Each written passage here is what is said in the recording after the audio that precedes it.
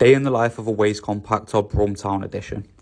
The war against overflowing bins wages on, and nowhere is this the case more so than Birmingham, where recent bin strikes have left residents frustrated. Residents in a Birmingham estate fear they will suffer from mice infestations as rubbish piles up from missing collection. So basically, them men are striking, they've got problems now. As a former Brummie, Eric was keen to put our squashing abilities to good use and see where we could help. So first, we fueled up at Greg's, and then it's off to Arco to get ourselves some new high-vis gear. Yeah, they were proper bin man stuff, let's do it. Here we are looking the part. Shout out to Arco for keeping us kitted out. So boom, we hit the road and pulled up in Brumtown, and it didn't take long to see the effect of the bin strikes. Just to be clear, we're not against bin men in any way, shape or form.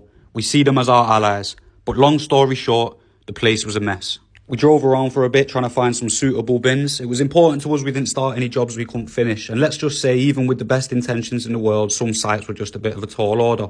Eventually, we found these bad boys and hopped out the Squoshmobile to do our thing.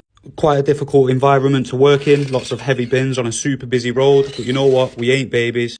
We found these beautiful hand-woven tapestries that in my opinion were just too pretty to squash.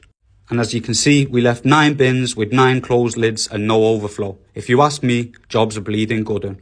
Back in the whip, we tried to scout our next location. We found these naughty bins by a little high-rise where this fella was showing an entrepreneurial spirit in the unlikeliest of places, diving in the bins to strip copper and scrap metal. How much will you get for a crate, bro?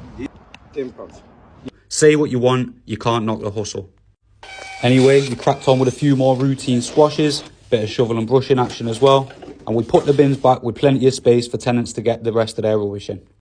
Now, we're sure we've not heard the last of this bin strike business, and maybe the wind will end up blowing us back into Brumtown again.